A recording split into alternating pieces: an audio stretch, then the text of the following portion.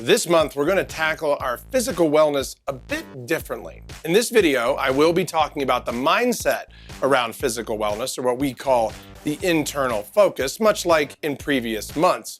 However, in my next video later this month, I'm going to travel on site to a local facility and learn firsthand the dynamic of physical wellness from some of our top pros in the businesses. So let's talk about internal focus. For internal focus, we felt it was a good idea to talk through all the ways physical wellness can work for you, regardless of your body type, your age, your gender, or all of the other many physical aspects that make us all very unique. Let's be clear. Regardless of who you are, we are all humans. That means looking after our physical wellness is important for all of us. Of course, this is a great and beneficial for your physical health, but good or improved physical well-being also improves your job and your personal life performance. This all has a powerful impact on your mental well-being as well. Let's be clear, regardless of who you are, we are all humans. That means looking after our physical wellness is important for all of us. Of course, this is great and beneficial for your physical health, but good or improved physical well-being also improves your job and personal life performance. This all has a powerful impact on your mental well-being as well. But don't panic, okay? Because physical wellness is not all about lifting weights or taking a run. Sleep quality, physical activity, and maintaining the use of things like coffee and alcohol are also powerful ways to manage your physical health. In other words, physical wellness includes both physical fitness as well as nutrition. Now, physical activities are anything that you can do to get you moving and increase your heart rate. The good news is there are many options to choose from for both nutrition and physical fitness. Let's just go over a few of these. For example, you can take a walk in a park, a nearby park in your neighborhood, around your house, around your work. Really simple. Just go out, take a walk in the park, observe what's going on out there around you in the world. You can also go to a gym if you want to go to a traditional workout facility, lift weights, run on a treadmill, etc. You can take a class, something like a yoga class or some other type of fitness class.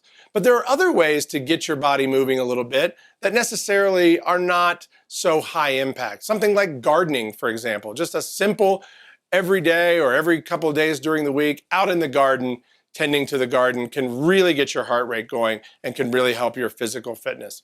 You can also ride a bike. Now, I'm not just talking about what we see here a lot in Colorado with mountain biking. I'm talking about just a leisurely ride around your neighborhood, something low impact and just kind of casual can still get your heart rate going enough to make a physical difference. Oftentimes, one that is missed is standing, just simply getting up and standing at work every once in a while, or getting up and standing when you're working from home. These are ways that you can really get things moving inside your body. Now, for those of you that like to dance, dancing is obviously also a great option. We can also choose a lower calorie diet, something simple like just cutting out that extra bit of sugar this week or an extra carb this week can make a really serious difference over the long term. The other thing we can do at work is we can change current vending machine options to more healthy snacks, things that are going to make a more positive impact on your overall health. Going back to fitness for a minute, we can literally walk during meetings if you have phone meetings, or if you're going to be talking one-on-one with someone and you're going to maybe work to solve a problem, you can go outside and walk a little bit or walk around the facility a little bit. Or if you are on a call, you can just take a walk while you're on the call. These things, again, get you moving and they get you up and out of a sitting environment, which is where a lot of times our physical fitness can kind of stall out. Another thing you can do on site is we can offer classes, things like yoga classes or other types of fitness classes. Now, I know all of this sounds really easy, right? And if it's so easy, then why is it so many of us, including me, have challenges when thinking of acting on our physical wellness? Why is it that we get slowed down? Well, in a recent study of over 150,000 participants by the Journal of BMC Medicine, they found clear mental blocks to our desire for better action around physical fitness and nutrition. Some of these blocks included things like, well, I'm too far behind to start now. I know I've said this to myself before. If I get behind at the gym, I'll often say, well, I haven't been to the gym in 2 weeks and I'm probably too far behind to pick it back up right now. I think I'll wait another month. I know other excuses I've heard are, I don't know where to start. That was me many years ago when I was starting physical fitness. I didn't know where to start. So I just started by taking a quick walk around my block, just trying to get my body moving a little bit. Now, I know for some of you, we may be saying, well, I have health issues. Well, health issues, maybe they're dietary, maybe they're physical, they can still allow you to do something towards your physical health, even if it's small. What about I don't have the income to join a gym, which was another thing that they heard in the survey.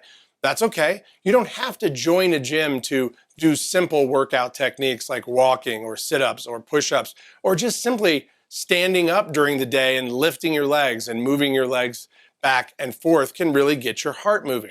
What about healthy food options? Lots of people say things like, well, healthy food options are way too expensive. And I would agree that in some places, healthy food options are much more expensive than the less healthy options. But it just maybe means we need to cook at home more, do a little more work around how we shop.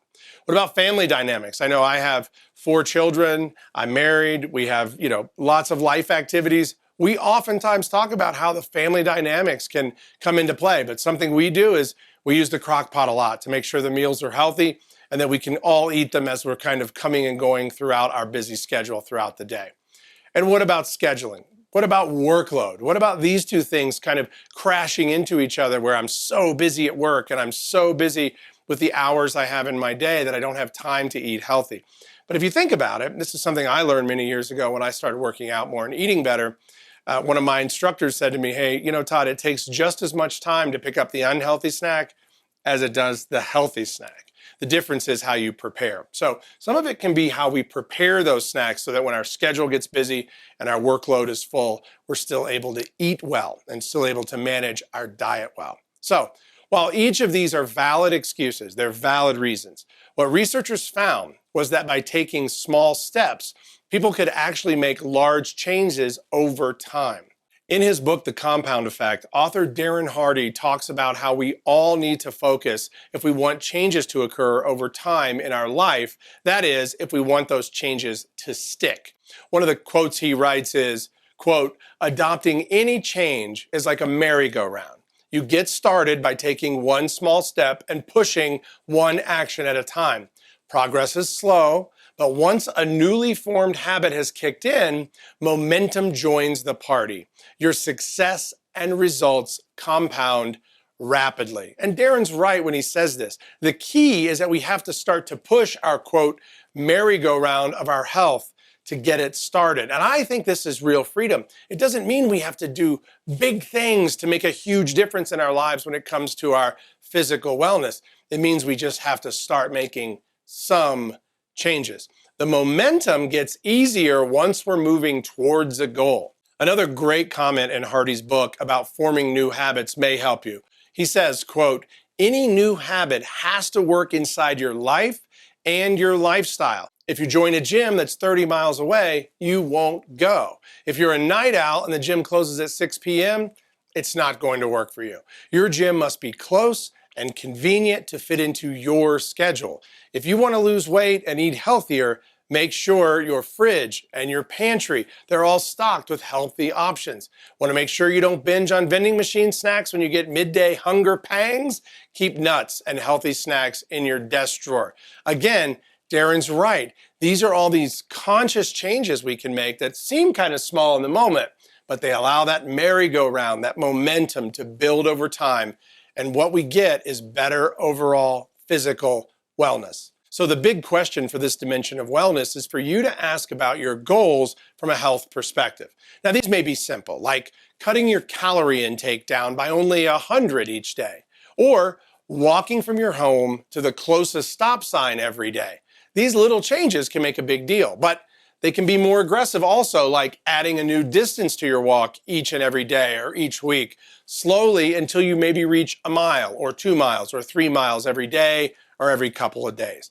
Either way, the point is you need to write down at least one small goal and get started right now. And like I said, these can be very small. You can just write down a goal that says, I'm going to reduce my calories by 100 a day. And if you do that, you'll see those big changes happen over time. taking all of this into account, it's clear that paying attention to your physical well-being can have multiple benefits for you, and hopefully you see how achieving a result may not be as scary as you thought. So this month, in our next video, like I said, I'm going to be on site. I'm really excited to meet some more of the folks around the companies, get out there and really learn about how they conquer physical wellness. So as we start our month on physical wellness, ask yourself this question. What is one goal I can set around physical wellness, either my physical fitness or my nutrition? And I'll see you on the next video where I go on location to discuss physical wellness. See you next time.